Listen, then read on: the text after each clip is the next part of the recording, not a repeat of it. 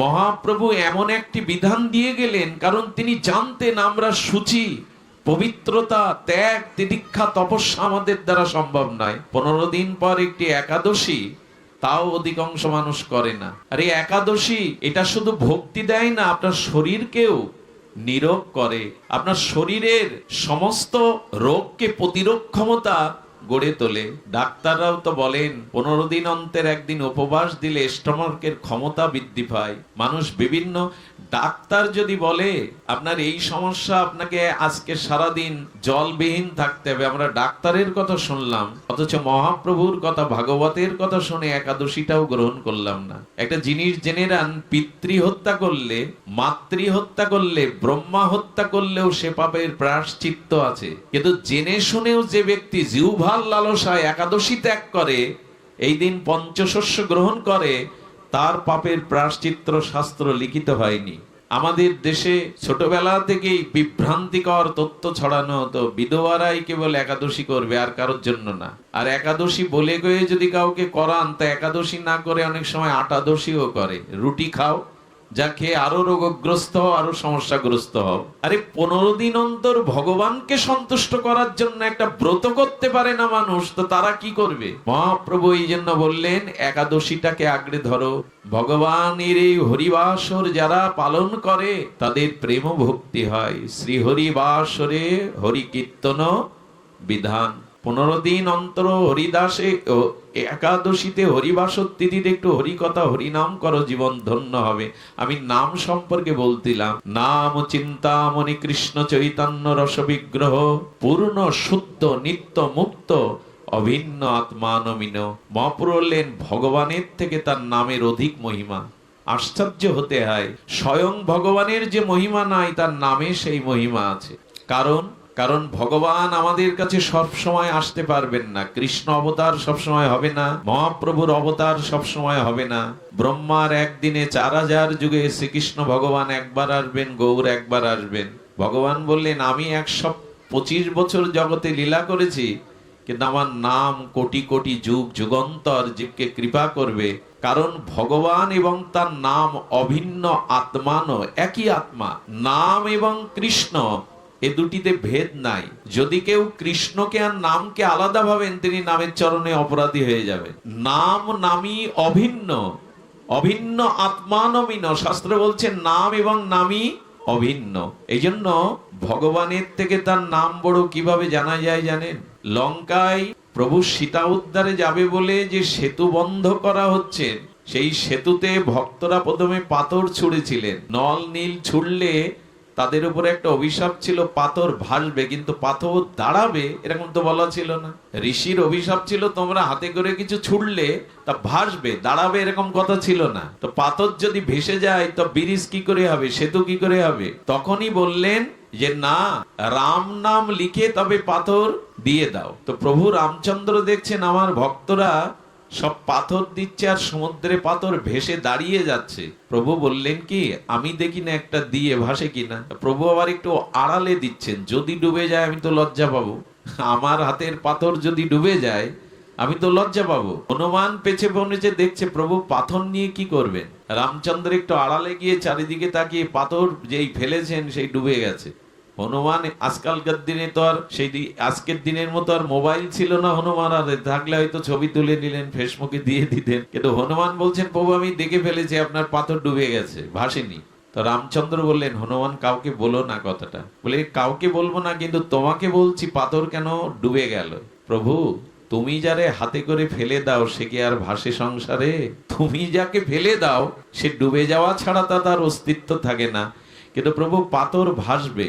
হনুমান প্রভুর হাতে পাথর দিলেন আর ওখানে রাম নাম লিখে দিলেন। তখনই প্রভু পাথর দিলেন আর সঙ্গে সঙ্গে পাথরটা ভাসলো। রামচন্দ্রের চোখে জল, বললেন হনুমান জগৎকে জানিয়ে দাও আমার থেকে আমার নামের মহিমা, আমার থেকে আমার নামের মহিমা জগতে আরো বেশি। আচ্ছা রামচন্দ্রের কয় বছর বনবাস হয়েছিল? 14 বছর। নামের বনবাস দেওয়া যাবে? স্বয়ং রামচন্দ্রের বনবাস দিলেন, কিন্তু নামকে বনবাস পাঠানো যাবে? নামের বনবাস নাই। ভগবান লীলা সমাপ্ত করে অপ্রকট লীলায় চলে যান। গেছেন না মহাপ্রভু, অপ্রকাটে চলে গেছেন, কিন্তু নাম গেছে কি? নাম যায়নি। তাই আপনাদের কাছে নিবেদন করব, আমি আগেই বলেছি, তপস্যা, দান, সত্য এখন আমাদের মাঝে নাই। কিছু কিছু মানুষ ধরে রেখেছে বটে, কিন্তু প্রায়শ মানুষের মধ্যে এ জাতীয় গুণ নাই। তাই মহাপ্রভু চিন্তা করে বলেছিলেন, তোমাদের আর কিছু করা লাগবে না, আর তোমরা পারবেও না। তোমরা এক কাজ করো, এই নামকে ভালোবেসে গ্রহণ করো। নাম চিন্তামণি, চিন্তামণির কাছে আপনি যা প্রার্থনা করেন চিন্তামণি তাই পূরণ করে, নামও তদ্রূপ।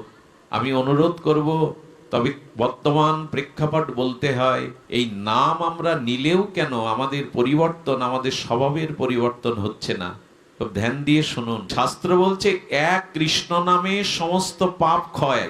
কি বলা হলো? এক কৃষ্ণ নামে সমস্ত পাপ আমাদের হচ্ছে। তো একটু কথা বলুন, হচ্ছে কি? এর কারণ জানতে হবে। তো দ্বিতীয় কৃষ্ণ নাম নিলে তার প্রেম হবে।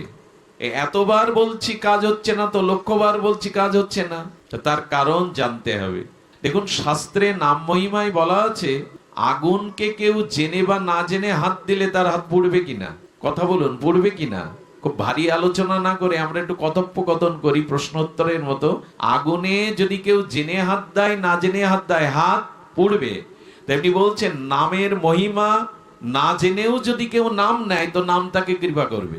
আচ্ছা, কারো যদি বিষ খাওয়া পড়ে, বিষক্রিয়া করবে কিনা? ওষুধ ভেবে ভুল করে হোক যদি কেউ বিষ খায়, তেমনি নাম জেনে বা না জেনে, হেলায় বা অবহেলায়, যেভাবেই সে নিক। আচ্ছা, আপনি কোন বীজ বপন করছেন উর্বর ক্ষেতে, তো সেই উর্বর ক্ষেতে বীজ বপন করতে গিয়ে বীজ যদি উল্টো হয়ে উপর হয়ে পড়ে, ওর থেকে অঙ্কুর হয় না? বীজ যেভাবেই পড়ুক, বীজ লাইট অফ হয়ে গেল, বীজ যেভাবেই পড়ুক, এদিকে ধ্যান দিন, বীজ যেভাবে পড়ুক অঙ্কুর হবে কিনা? বীজ যদি উল্টো হয়ে পড়ে, ধানটা অঙ্কুর হবে কিনা উপরের দিকে? নাম আপনি যেভাবেই নিবেন, নাম ক্রিয়া করবে। আচ্ছা, বিষ জেনে খান না জেনে খান, আগুনে জেনে হাত দেন না জেনে হাত দেন, বিষক্রিয়া করবে, পুড়বে। আচ্ছা, কেউ যদি অমৃত না জেনে খেয়ে ফেলে, তার অমরত্ব আসবে কিনা? জেনে খায়নি, অথচ অমৃত খেয়ে বসেছে, তাহলে সে অমর হবে। তেমনি নাম জেনে করুন না জেনে করুন, হেলাই করুন অশ্রদ্ধায় করুন, নাম ক্রিয়া করবে। তাই যদি হয়, তা আমাদের করছে কই? আমরাও যে এক দুবার কৃষ্ণ বলিনি তা তো নয়। এখানে এমন কেউ আছেন যে জীবনে বলেননি, দিনে একবার কৃষ্ণ বলেন না? নামের ক্রিয়া হচ্ছে না কেন, এটা এখন আমাদের জানতে হবে। এটি বলেছেন যে, নির অপরাধে লইলে নাম প্রেমের উপচয়। নামে পাপ থাকলেও নাম আপনাকে ক্রিয়া করবে, কিন্তু নাম যদি অপরাধ থাকে নামের চরণে, কোটি জন্ম করলেও নাম সংকীর্তন, তবু না মিলিবে ব্রজেন্দ্র নন্দন বা কৃষ্ণ প্রেমধন। একবার নাম নিলে পাপ ক্ষয় হয়, দ্বিতীয়বার নামে প্রেম হয়। অথচ চৈতন্য চরিতামৃতে বলছেন, হেন নাম যদি লয় বহুবার, তবু কাজ হবে না, কোটি জন্ম করলেও হবে না। কারণ অপরাধ রেখে যদি কেউ নাম করে, পাপ থাকুক আপনার, কোটি কোটি জন্মের পাপ থাকুক, পাপ হরি নামে ধ্বংস হবেই, পাপ হরি নামে মুছে যাবেই। কিন্তু অপরাধ থেকে যদি নাম করেন, পাপ আর অপরাধ এক জিনিস না। পাপটা কেমন জানেন? ওই যে ছোট ফসল রক্ষার জন্য কৃষকরা বেড়া দেয়, বাঁশ দিয়ে, চটা দিয়ে, ওটা সহজে ভাঙা যায়। গাভী বা অন্যান্য জীবজন্তু ওটা সহজে ভাঙে। কিন্তু যদি কংক্রিটের প্রাচীর দেন, পাথরের খ দিয়ে বড় 10 ইঞ্চি প্রাচীর দেন, ওটা ভেদ করতে পারবে গরু বাছুর? বললেন, পাপটা হলো ঘেরা বেড়ার মতো, আর অপরাধটা হলো পাথরের প্রাচীরের মতো, ওটা ভাঙা সহজ না। এই জন্য বলছেন, নির অপরাধে নাম নিতে হবে, পাপ থাকুক। দেখুন, হরিনাম আমি নেইনি, হরিনাম আমি গ্রহণ করব, এরম সিদ্ধান্ত নিলেই পাপ চলে যায়। যেটি ভগবান শ্রীকৃষ্ণের জগৎকে, জীবকে দিয়ে যেতে পারেননি। শ্রীকৃষ্ণ স্বয়ং ভগবান, তিনি অসুর বিনাশ করেছেন, পাপীদের নাশ করেছেন। অগাসুর, বগাসুর, পুতনা, কংস, জরাসন্ধ, শিশুপাল, তিনি ভক্তকে রক্ষা করেছেন, অসুরদের বিনাশ করেছেন। দ্বারকাতে 55 বছর রাজত্ব করেছেন। মথুরাতে 20 বছর উগ্রসেনকে সিংহাসনে বসিয়ে তিনি রাজ্য পরিচালনা করেছেন। তিনি অসুর বিনাশ করেছেন, পাপীকে বিনাশ করেছেন, সাধুদের রক্ষা করেছেন এবং ধর্মরাজ্যকে প্রতিষ্ঠা করেছেন। কিন্তু মহাপ্রভু কি করেছেন? সেই শ্রীকৃষ্ণ যখন মহাপ্রভু রূপে আসছেন তখন তার মধ্যে কিছু বৈশিষ্ট্য লক্ষ্য করেছেন আচার্যরা। শ্রীকৃষ্ণ অসুর বিনাশ করেছেন, পাপীদের নাশ করেছেন, চৈতন্য মহাপ্রভু কাউকে বিনাশ করেননি। চৈতন্যক্ষ ভগবান কাউকে বিনাশ করেননি। তিনি কি করেছেন? অসুর বা পাপীদের মধ্যে যে পাপ বা অসুরত্ব ছিল, সেই পাপ বা অসুরত্ব তিনি দৈন্য দিয়ে, ক্ষমাগুণ দিয়ে, প্রেম দিয়ে সেই অসুরত্ব পাপকে বিনাশ করে পাপীকে ভক্ত করেছেন, তাকে প্রেম ভক্তি দান করে অন্যতম শ্রেষ্ঠ করেছেন। এটা শ্রীকৃষ্ণ করেননি। ভগবান যখন আসেন তখন অসুর বিনাশ হয়, পাপীদের বিনাশ হয়, এটা সকলেই জানি। হিরণ্যাক্ষকে বধ করেছেন ভগবান বরাহদেব, রামচন্দ্র বধ করেছেন রাবণ কুম্ভকর্ণ রাক্ষসদের, নৃসিংহ ভগবান হিরণ্যকশিপুরকে বধ করলেন। কিন্তু চৈতন্য মহাপ্রভু কাকে বধ করেছেন? তিনি এবার অস্ত্র ধরেননি, তিনি এবার কাউকে বিনাশ করেননি।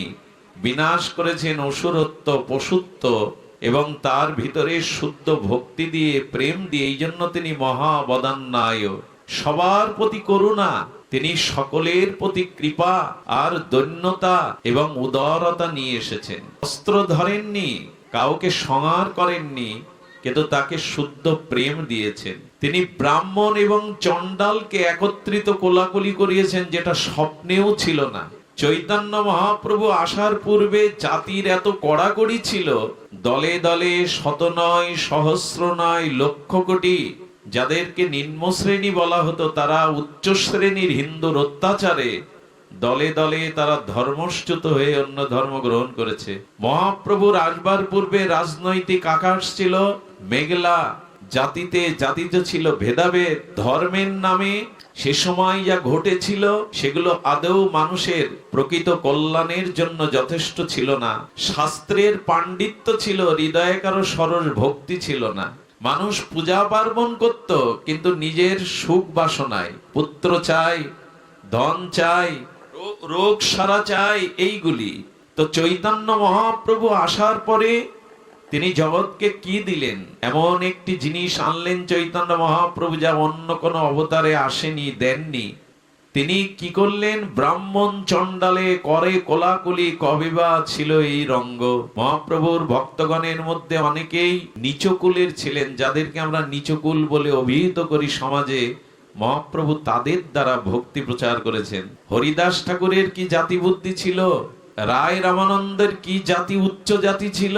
তিনি এই সব ভক্তদের দিয়ে জগৎকে দেখিয়েছেন উচ্চ নিচ মানুষের কর্মে, মানুষের স্বভাবে, জাতিতে নয়। একটি মানুষের পরিচয় তার কর্মে, একটি মানুষের উচ্চ নিচত্ব পরিচয় নির্মাণ হবে তার স্বভাব, তার কর্ম, এ দিয়েই। এই জন্য মহাপ্রভু ব্রাহ্মণ এবং চণ্ডাল এদেরকে হরিনামে কোলাকুলি করিয়েছেন, এদেরকে একত্রিত করেছেন। কিছু মনে করবেন না, মহাপ্রভু হরিনামে আমাদের গলাগলি করিয়েছেন, আমরা সেই হরিনাম পেয়ে এখন দলাদলি করি। মহাপ্রভু সবাইকে এক কাতারে এনেছেন হরিনামে, আমরা এখন নাম নিয়ে পাড়ায়, এ পাড়ায় ও পাড়ায় যজ্ঞ নিয়ে দলাদলি করি। এটা মহাপ্রভু চাননি। খোল করতাল সহযোগে উচ্চেশ্বরে সংকীর্তন প্রচার মহাপ্রভুর আগে ছিল না। এই জন্য মহাপ্রভু দেখলেন এমন একটি ধর্ম আছে, কাল এখানে যে হরিনাম হবে, কেউ কি প্রশ্ন করবে এই যে নাম করছে কৃষ্ণ নামে কোন জাতির? এ প্রশ্ন কেউ করবেন? আপনারা করবেন কি? এখানে যদি পূজা করেন তাহলে ব্রাহ্মণ, কিন্তু ব্রাহ্মণকেই আনতে হবে, ওইখানে তার পরিচয় লাগবে তিনি উপবিদধারী ব্রাহ্মণ। কিন্তু এখানে কৃষ্ণ নাম করার জন্য কারো ওই পরিচয় লাগবে না, তুমি কোন জাতি। মহাপ্রভু এই জন্য জাতি ধর্ম নির্বিশেষে এই সনাতন জাতির মধ্যে যে প্রাণ সঞ্চার করেছিলেন, ভক্তির সঞ্চার করেছিলেন, তিনি যেমন সবাইকে হরিনামে একত্রিত করেছিলেন, এমনটি পৃথিবীতে ঘটেনি। এই জন্য চৈতন্য মহাপ্রভুর অবদান, এ অবদান মহা অবদান। আগেই বলেছি, কৃষ্ণই গৌর হয়ে এসেছিলেন, কিন্তু তিনি করুণাবতার হয়ে এসেছিলেন। শ্রীকৃষ্ণ ভগবান কি করেছেন? বৃন্দাবনের লতা পাতাকে প্রেম দিয়েছেন, কংসকে প্রেম দিতে পারেননি, জরাসন্ধকে প্রেম দিতে পারেননি। কিন্তু চৈতন্য মহাপ্রভু যারা হেন পাপ করেনি, যাদের গালে মদের গন্ধ বেরোচ্ছে, লোকের ঘর পুড়িয়েছে, যারা হেন অপরাধ নেই জগতে করেনি, সেই পতিত সেই স্খলিত চরিত্র জগাই মাদাইকে বুকে টেনে নিয়েছেন। এমনটি তো আগে হয়নি। যার গালে মদের গন্ধ, যিনি স্বয়ং নিত্যানন্দকে আঘাত করে রক্ত ঝরাচ্ছেন, যিনি লোকের গৃহ পুড়িয়েছেন, সর্বনাশ করেছেন, সেই মহা পতিত জগাই মাদাইকেও যিনি কোল দিলেন, যিনি কৃপা করে বুকে নিয়ে নিলেন। আজকের যে দিনটা আমরা মনে রাখি, আজকের দিনে যে উপবাস থাকতে হয়, সন্ধ্যায় যে মহাপ্রভুর শোভা আগমনে তাকে অভিষেক করতে হয়, এটা যে একটি ব্রত।